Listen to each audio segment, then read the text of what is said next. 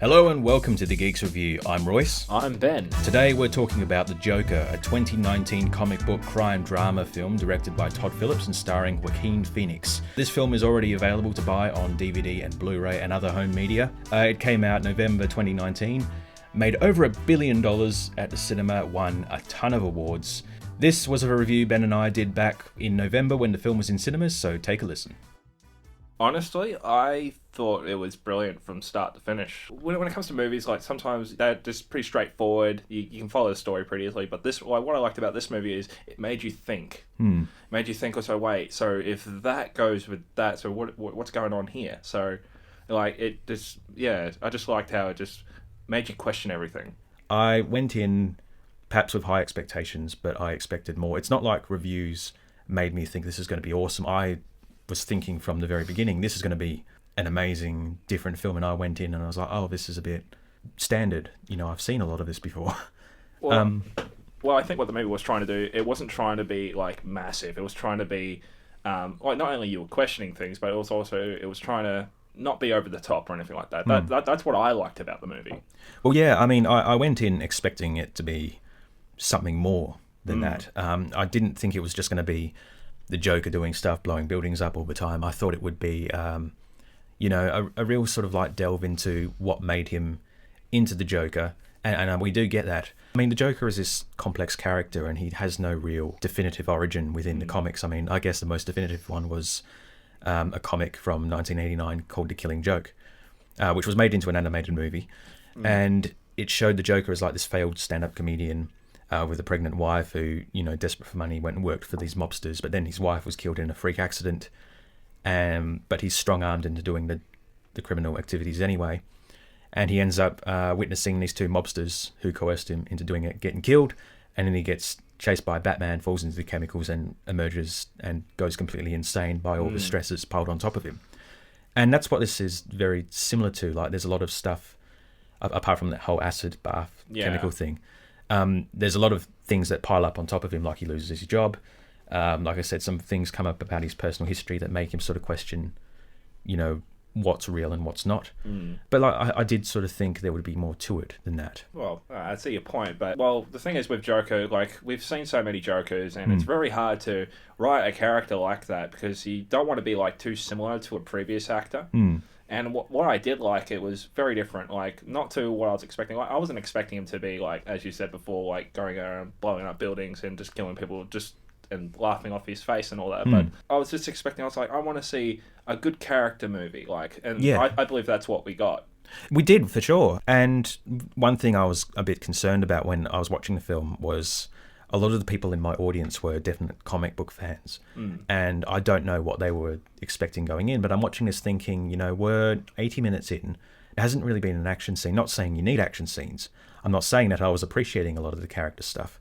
But I'm just saying a general audience, are they going to come in here and be open to this? Because there has been films like this before, character studies, but it's just this is the first one where it's like, this is about a major character like Joker that everybody knows. And are people going to be receptive to that? And it seems they are, but at the same time, I was just like, this isn't a movie that you can take your kids to, of course. No, definitely not. It's definitely not your standard comic book film, and I think that's good in a way, because we're getting different stuff like this. I was like, I want this movie to just to roll out what it has, and I'm just going to soak it in pretty much. And I'm just going to have a deep thought in it. And what I really liked, like with the connections with other comic book characters in the movie, but they're barely mentioned as well. So yeah, there's some connections like that, which I thought, well, it's kind of good they didn't go too much into detail. Like they didn't go all in or anything like that. They just have a little mention here and there, and that's about it. And I thought, I think that's a really good way, because you don't want to take the audience away from what the story you're already telling. Yeah. Yeah. A problem with comic book films, I think, is that even though you go see a Captain America, you're like, is Ant-Man going to show up? Is the Hulk going to be there? Is Thor going to be there? You go in with this sort of expectation now that you're going to see something else. And while there is like hints at or mentions of other things and some appearances of things, it's not overt. Although I did think there's a bit at the end of the movie which is kind of like, oh, okay, that always happens, so it's here as well. This film definitely had some influences from Martin Scorsese films like Taxi Driver. Yeah, I did notice that, and I thought it did a really good homage to those movies, to be honest. Yeah, have you seen Taxi Driver? I've seen it once, but it was like years ago. Yeah. I vaguely remember it, but I do remember seeing some similarities. I mean, Robert De Niro, obviously, Taxi Driver, and he's in this movie as well, playing a character called Murray Franklin, who's like a late-night talk show host. He's like the hackiest in existence. But there's also similarities to another Martin Scorsese, Robert De Niro film called The King of Comedy. Have you seen that one? I've heard about it, and I've heard it takes a lot of cues. Oh, Joker takes a lot of cues from that movie. I've heard. It's considered to be like one of Scorsese's most underrated films, but because everyone's now saying that, it's perhaps one of his most overrated movies. If you can, give it a watch, because it's about a guy who wants to become a comedian, and he idolizes this late-night talk show host played by Jerry Lewis. And it does deal with his delusions and his aspirations for greater things. I guess there's also similarities to things like Fight Club, and I was reminded of a movie called A Beautiful Mind, which starred Russell Crowe. I've seen that movie. I actually didn't mind that movie, actually. That's a really good film. Do you know there's like the twist? Yeah. And there's a twist in this film. It's like... Yeah, it kind of does when Arthur, he's just sitting there with his mother, and they're both just watching TV, and then all of a sudden you see this sudden change, and you're like, huh? Wait, is this happening, or is this... Yeah. It makes you question it, which I thought it was really good. There's been a lot of talk about, how this will impact upon society as a whole. There's a lot of talk of that. And the level of violence within the film. It's not an overly violent film, but like people have gone and said, some people have said it's not as violent as Deadpool.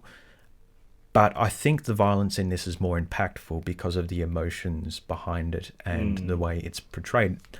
Deadpool goes and shoots people in the head, and it's a joke. He does it for fun. In this, the Joker shoots people in the head, and it's like, oh my god, that's traumatizing to watch. I guess there's a moment in the film where Arthur, he lives in this small little apartment with his mother, and he finds this letter.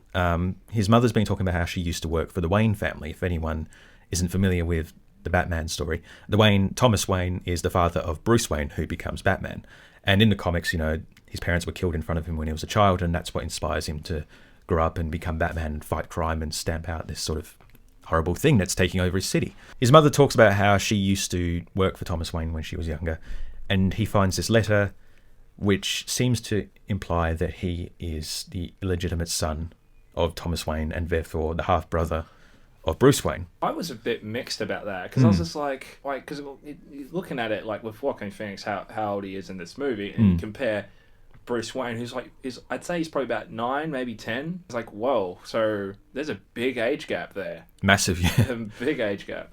But, I'm not sure how old Arthur Fleck is in the movie, but I'd say he's probably in his mid to late 30s, maybe. Yeah, I think that's the implication that they're going with, because I think Joaquin Phoenix is now in his 40s.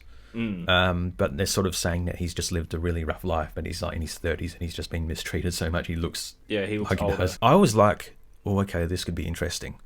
Because I did go into this film thinking this is not going to have anything to do with anything, so it can do whatever it wants. Pretty and much, I'll be okay with it. I guess that's why I felt disappointed, because it didn't take those risks, because it has this thing where it's like, oh my god, he's related to the Waynes, but then it reveals he's not. So, or it could have been, because this film plays so much with perception and like what's real, what's not. That could have been a lie. Yeah, I reckon only a few people actually know what the actual answer is to those questions, because as you said, with how the movie changes our perception on some scenes, like particularly with how he finds out that he's actually not Thomas Wayne's son, and he's like, he just like changes perception. Like, what I thought was really interesting was like when Arthur goes to see Bruce when he's by the gate of the, I believe that's Wayne Manor. It is, yeah. Yeah, I'm pretty sure. And I noticed that Alfred was very defensive. Yes. Like sounded like he was like making sure that like Arthur didn't say a certain thing, or like, because if you think about it, like I only know this from watching Gotham, the TV series on Netflix. Alfred, he was special ops. Yes. And he would also know how to change evidence and stuff like that. Yeah, I mean, the film is open to so much interpretation, and that could have been a thing, like he was legitimately covering up this great big scandal, because that would have been a huge scandal that Thomas Wayne, family man, had gone and, slept with his secretary and, fathered a son without anyone's knowledge for, several decades. it could have just been that he knew who his mother was and was like, oh, okay, she was nuts, let's get him out of here because she probably said something to him. Yeah. But, he could have covered something up, like you said. Exactly. We never know. We'll never know with the whole thing because, like, it's just how we take the movie. I think that's the good thing. I think that's my favourite part of the film, that middle section, that mystery, which it's like, this is so cool, and I don't care if it is real or not. It's something interesting that we've never... Although I'm pretty sure there has been a comic which has explored that thing, that Joker is related to Batman. Really? In some way. I'm pretty sure. There's like a lot of scenes with this film where I'm like, I've seen this before in other films. Early on in the movie, Arthur gets beaten up, when he's a clown, and he's back in the locker room, and one of his co-workers gives him a gun. And so like, here, defend yourself with this gun. And then Arthur's like, I can't have a gun. I'm not allowed to because I'm insane. And later on when he's on the subway, these yuppies start attacking him and beating the crap out of him.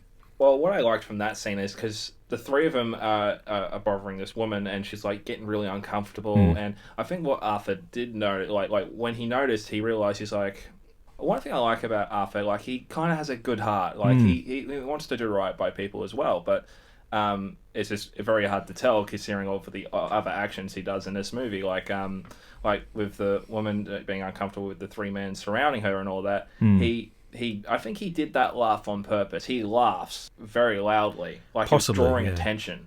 Maybe, I don't know if he then intended to kill them or if he just wanted to get her to safety. I reckon that was his intention. That's an interesting thing, because I just thought, of all the times to have it, lucky for her, but now he's gone and incurred the wrath, if that's the word, of these guys. I thought it was interesting. One of those guys looked like Patrick Bateman from American Psycho, who was played by Christian Bale, who played Batman 10 years ago. So I'm looking at like saying, he looks like Patrick Bateman, who American Psycho allegedly kills someone. That's another film which really delves into like psychosis and what's real and what's fake.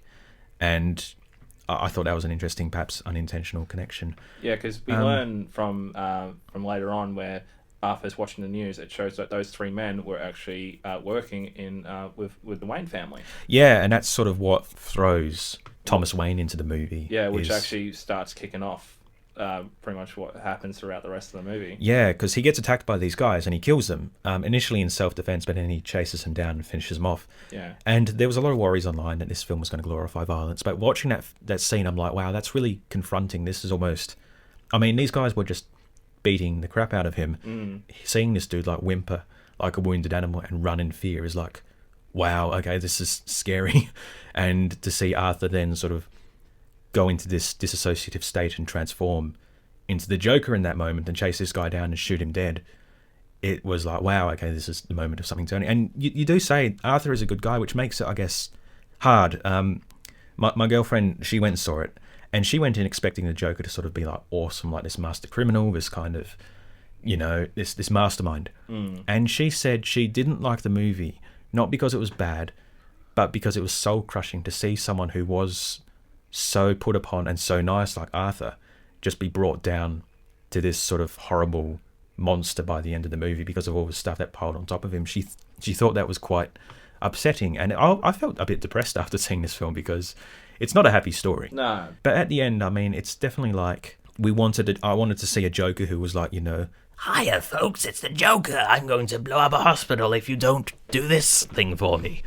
Well, with this movie, like, yes, like I reckon a lot of the people were disappointed that they didn't get to see the mastermind Joker, but you also got to remember it's an origin movie, so it's before he gets to that.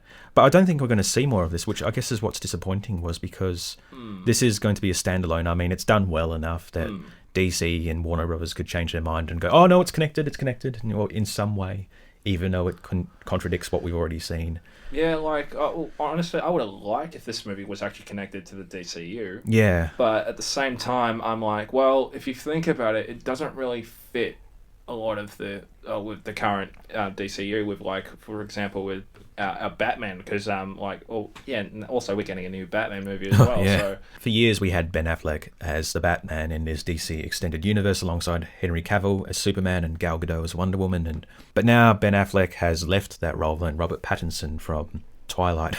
He's done other things, like he's a good actor, but he's now going to be Batman, and there's this new film that's coming out in 2021, and it's like, does this have anything to do with what's going? We're still getting Aquaman and Wonder Woman and Batgirl, allegedly, and Birds of Prey with Margot Robbie as Harley Quinn, and there's Jared Leto's Joker drifting somewhere around that universe. Yeah, who knows what the DCU have got really planned. Throughout the movie, Arthur Fleck, or Joker, doesn't have a signature laugh.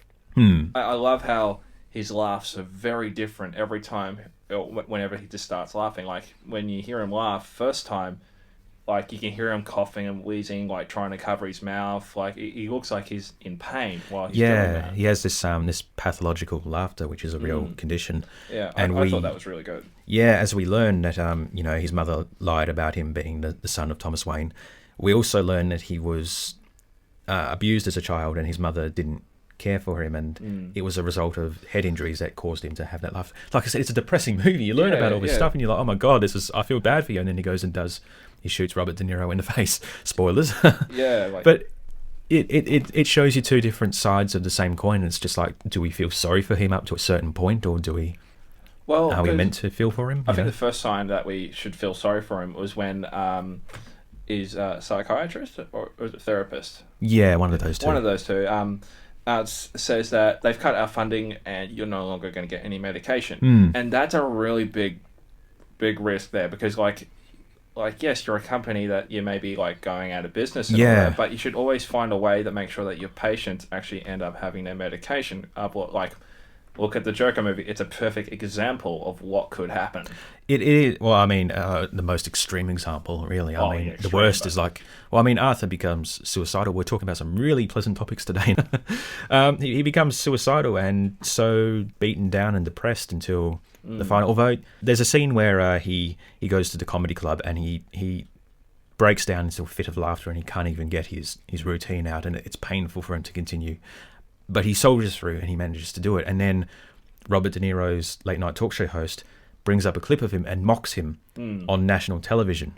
You can see that again, pal. Yeah, it's an interesting joke, that, because that's a legitimately good joke, which, I mean, Arthur does sort of deliver with some confidence when he manages to get it out. But then it's like Robert De Niro misses the point, and that's an interesting thing. Is it trying to say the Joker's beyond your standard dude? Like, is Robert De Niro too stupid to understand what he's saying?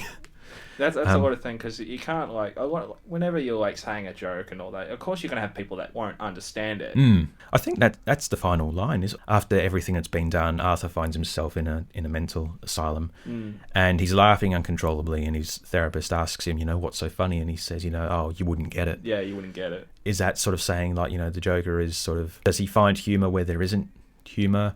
Does he understand something we don't? It's good to think about that. So yeah, I think a lot of people as well were concerned that this movie was going to inspire people who were perhaps feeling a certain way in real life to act in a certain way. And I mean, I think it's a legitimate concern because of all the horrible stuff that's going on in the world. But I think it's a worst case example, but to totally deny it doesn't happen. Like, I heard someone saying, people don't dress up as superheroes watching Batman and jump off of buildings, and I'm like, base jumping exists. There are people who dress up as superheroes and fight crime, as vigilantes and such in real life. So to say it's not going to happen, I think we're all looking at this too much as like, how does it impact upon our world? And I saw it as like, this is the downfall of Gotham City, a fictional place. And this is what creates the Batman and this greater world. This is the moment that leads to this all happening. Even though it is very much a reflection of like real life New York City, which was a hellhole up until like the last 20 years or so. Gangs and drug dealers and all that kind of horrible stuff in Times Square, which is like the most sanitized place in the city now. The most tourist friendly side of New York City is that place, and that was horrible. Yeah, it's amazing where like how things changed over time as well. So.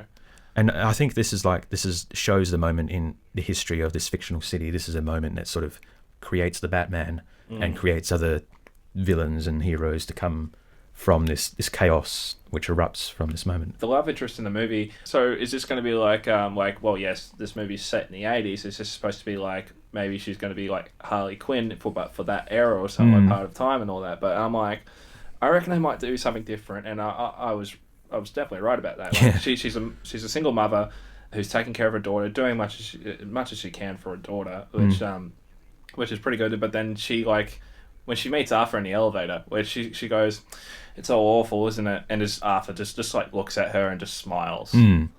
And then from then on, she shows up at Arthur's door and they get talking. And I'm like, okay, this is weird. Maybe they know each other. You know, they live in the same apartment complex. They get along. There's a scene that before that, though, which sort of gets forgotten amongst all the other big scenes in this movie, where he stalks her and follows her and with his gun into thing. And then he has second thoughts and turns away. And you're like, what was going on there?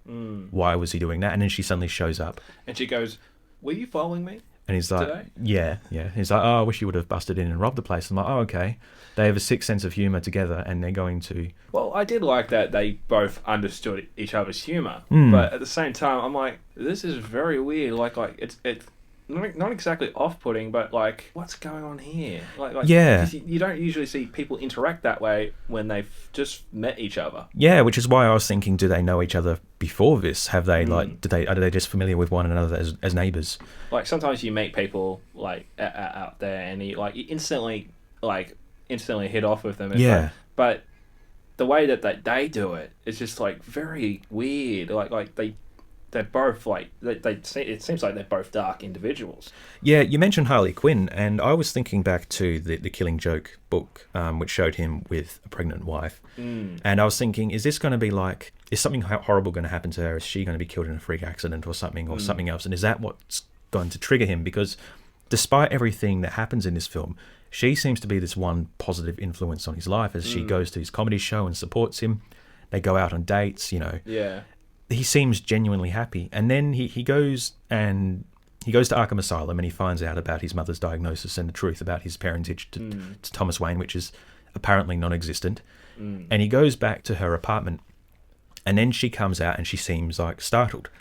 And then terrified, scared, yeah. And she's like, "Oh, you're Arthur, aren't you? You live down the hall. My daughter's back there. Don't hurt me, please." And you're like, he's imagined this entire relationship, or he's had this delusion that he was in a relationship with her. Yeah, because the scene where he killed those three Wayne Enterprise employees, he goes the very end of that scene. He immediately goes to her apartment and immediately starts kissing her. Yeah. So it's like that moment triggered something in his head and he fell into this fantasy world, and you're like, oh right, okay, that makes sense. And like I said, it ties back to those previous films we said where characters have these delusions when they think something's happening, but it's not. Clearly all up in their head.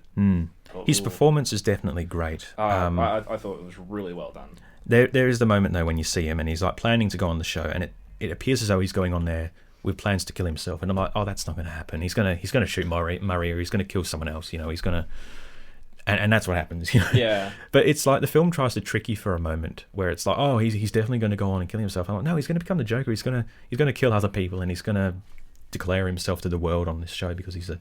Well, I reckon the reason why they went in that direction is probably because they know that this is the only Joker movie we're going to have of this character. Yeah. And I reckon they were probably going to end it in a bang, basically like that. But I was like thinking like, well, all the scenes in the movie that did a lot of unexpected things, but I knew like as soon as he showed up behind the curtain and started dancing, and he just walks up to another guest and straight up kisses her. Yeah. And I knew, it was like, as soon as he was sitting there, I'm like, he's not going to shoot himself. No, he's not going to shoot himself. Like you can see him like with Murray, like he was digging into him really hard, and you could see Joker's face, like it looked like he was on fire, like, and he just immediately grabbed the gun, he was just grabbing the gun behind his back, and it's just like, here's a joke. And then I thought that scene was still well done.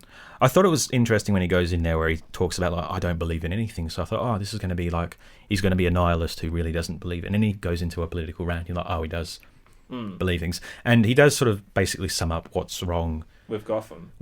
And I know it's a joke. It's a meme. If anyone doesn't know, we live in a society. It's this sort of meme that came about from the Joker character. Like it's to sort of point out, oh, how bad our world is, how bad our society is. It's a joke. It's a meme. But when he says society, I know this was written and filmed before that became a meme. But I just heard that and I'm like, oh, I couldn't help but laugh at just the unfortunate implications and connections it has. Yeah. It is a very powerful scene though, and it is a tricky one because Robert De Niro's character is saying to him, like, you can't go kill people. You can't do these bad things. You need to turn yourself in. But then Arthur hits back with like, well, you're horrible as well. You went and mocked me. You ripped on people. You ripped on me. Yeah. You made and fun of me. That's a really tricky thing because it's like the Joker is like justifying what he, and that's what the Joker does. He is so screwed. And I guess my issue with it at the end of the day was that by seeing him as a relatively happy person, and seeing him just get like punched down so much and become the Joker, by seeing him as a human sort of makes it a bit more tragic and a bit more horrifying and a bit more harder to deal with it all. Yeah. Oh, I like his line, like you hear it in the trailer and you have it in the movie where he goes, he realizes that his life's not a tragedy, it's a comedy. And I think that's how you can describe this movie. It's pretty much like, it's not like a comedy where you laugh. Yeah. Like it's a tragedy as well. Like I think at the end of the day, because I've seen a lot of these films which it takes inspiration from, I expected more. But I think a lot of people still like it. But at the same time, I'm like, we're never going to see this Joker again. And I wanted more for this. And he's barely in the makeup. Not to say like we needed him in the makeup the entire time. And when I watched Joker, I'm like, I was having the same basic idea of going in. I was like, I want it to be interesting. I don't want it to be too complicated. I don't want it to be simple. I just want it to be like very interesting on what direction it can go. Thought-provoking, yeah. Well, the movie that's very thought-provoking for me, like, would be Star Wars: The Last Jedi. That really made me think, and I'm like, I'm not sure if I like this direction. Well, I think it's better that it does make you think at the end of the day, because if it's just like, if you just absorb it and it just washes over you, I think that's more of a disappointment than if you go in and you're left thinking, I'm not sure if I do like this. Because much like with this film, I'm not too sure if I do like it, and I'm not too sure if I'm going to watch it again for a while at least. But the fact that we can talk so much about it is, I think, a sign that it's doing something. It's definitely having an impact. I think it's a film, it's going to join films much like The Godfather and Taxi Driver and various others where it's divisive. And those are films which people say are fantastic and great. And I watched them and I didn't think very much of them, to be honest. But everyone says they're fantastic. But they do give you something, even The Shining, films which everyone says are fantastic, but you go in. You also got to remember, like, because we're younger guys, so we're pretty much like, we pretty much like, we were born in the 90s, so we didn't really experience those movies back then. And because like we probably wouldn't be able to, like, we probably didn't like understand why this movie was so good, but for that time it probably would have made sense for them. I think now, with so much media and so many complex stories that we have access to, we can watch and experience so many different stories that when we go back to these other original stories, which inspired the ones we now intake, we're a bit disappointed. It can be a bit like that sometimes. Thank you for listening to this episode of the Geeks Review. This movie is available to buy on Blu-ray and DVD and other home media. I'm Royce. I'm Ben. And you've been listening to the Geeks Review.